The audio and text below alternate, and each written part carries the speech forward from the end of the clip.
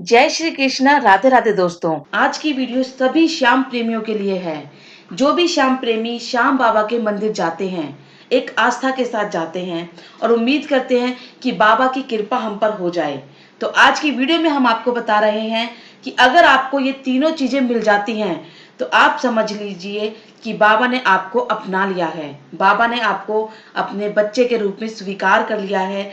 बाबा आपकी भक्ति भावना आस्था से बहुत प्रसन्न है। बाबा ने आपसे प्रसन्न होकर, आपकी आस्था से प्रसन्न होकर आपको ये चीजें दी हैं। तो बाबा का आशीर्वाद आपको किस रूप में मिलता है? अगर आप श्याम बाबा के किसी भी मंदिर जाते हैं और वहां से आपको ये तीन चीजें मिलती हैं तो समझ लीजिए आप बहुत ही भाग्यशाली हैं। तो सबसे पहले श्याम बाबा के नाम का एक जयकारा लगा दीजिए और कमेंट में जरूर लिख दीजिए जय श्री श्याम।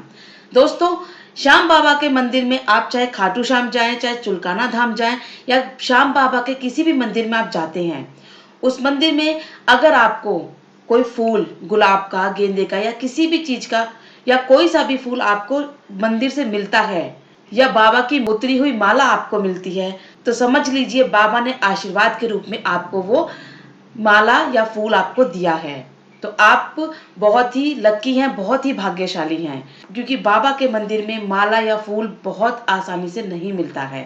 दोस्तों, एक चीज का ध्यान रखिए कि अगर आपको बाबा के मंदिर से माला या फूल मिलती है तो उसको गले में मत पहनिए, उसको ना ही उठाकर यहाँ वहां रख दीजिए। यह बाबा का आशीर्वाद है। इसे बहुत ही संभाल कर पहले घर लेकर आइए। अगर आपके घर में बच्चा है जो पढ़ने में थोड़ा कमजोर है, जिसका पढ़ाई में मन नहीं लगता है और बाबा के यहाँ से आपको कोई फूल मिला है तो आप उस फूल को बच्चे की किताब के अंदर, कॉपी के अंदर रख दीजिए या आप चाहे तो पत्ते कर करके सारी बुक्स के अंदर भी रख सकते हैं। और जब तक वो सूख ना जाए तब तक उन फूलों को किताब के अंदर ही रखे रहने देने चाहिए और देखना कि बाबा की कृपा से बच्चे का पढ़ाई में मन लगने लगेगा। और अगर आपके घर में बच्चा नहीं है तो उस फूल को बाबा का आशीर्वाद समझ के अपने मंदिर में रखिए और जब तक वह फूल पूरी तरह से ना सूख जाए उस फूल को मंदिर से नहीं हटाना है। उसके बाद जब वो फूल सूख जाए आप चाहे तो अपने लॉकर में रख सकते हैं या फिर आप उस फूल को किसी गमले में भी रख सकते हैं ताकि वो इधर उधर ना गिरे। और यही आपको माला के साथ करना है। अगर आपको बाबा के मंदिर से माला मिलती है, गले में माला पहन लेते हैं, ये भगवान का अपमान होता है। आप उनकी बराबरी कर रहे हैं। आपको जो माला बाबा के मंदिर से मिलती है, सबसे पहली बात ध्यान रखनी है कि अगर माला आपको मिल रही है तो आप किसी की माला छीनिएगा नहीं, क्योंकि छीनने से आपको बाबा की कृपा ऐसे नहीं मिलेगी। आशीर्वाद बाबा का आपके ऊपर है, लेकिन अगर बाबा ने वो माला किसी और के लिए भेजी है तो आपका छीनने का कोई हक नहीं बनता है। तो अगर माला खुद ब खुद आपके हाथों में आती है तो आप उस माला को लीजिए, अन्यथा आप उस माला को छीना झपटी बिल्कुल मत कीजिए। यह बाबा के आशीर्वाद का अपमान होता है। तो अगर आपको माला अपने आप आपके हाथों में आकर मिलती है तो आपको वह माला घर लेकर आनी है, उसको पूजा स्थल में रखना है और उसकी पूजा करनी है। जब तक वह माला पूरी तरह से नहीं सूख जाती है तब तक उस माला को भी मंदिर में रखना है। और जब वह माला सूख जाती है तो उस माला के सारे फूलों को आपको अच्छे से मसल लेना है। जब वो फूल सारे टूट जाएं, सूखकर बिखर जाएं, तब उन फूलों को आपको या तो किसी गमले में डाल दो या पार्क में किसी पेड़ के नीचे डाल दो। ऐसा करने से क्या होगा कि माला का, बाबा के आशीर्वाद का अपमान नहीं होगा। इस चीज का आपको विशेष ध्यान रखना है। माला को इधर उधर नहीं पटकना है। ठीक है। अच्छा, अब मैं आपको बताती हूँ कि दूसरी कौन सी चीज है। जब आप श्याम बाबा के मंदिर जाते हैं तो आपको इत्र मिलता है।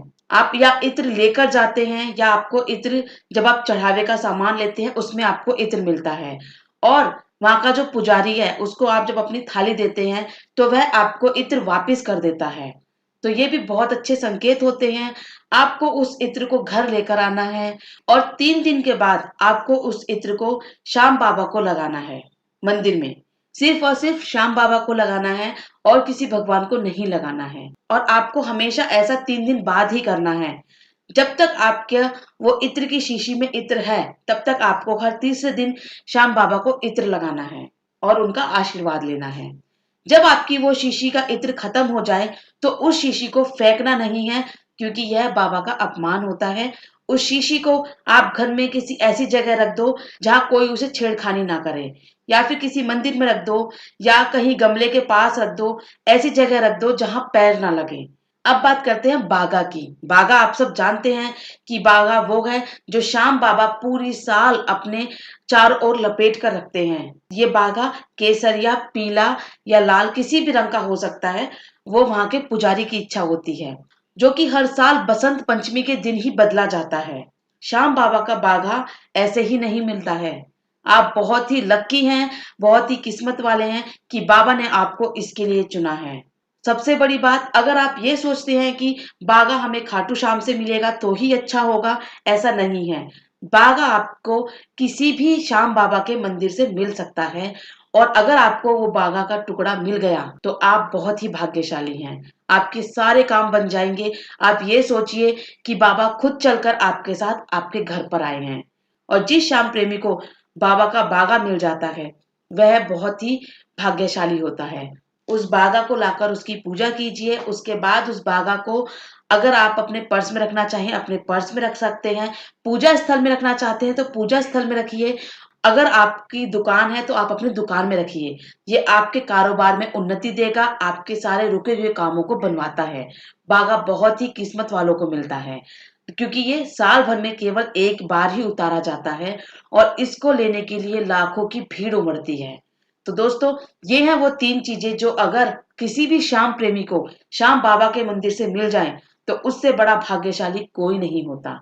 वो अपने आप को बहुत ही भाग्यशाली समझे कि बाबा ने उसे अपने बच्चे के रूप में अपना लिया है।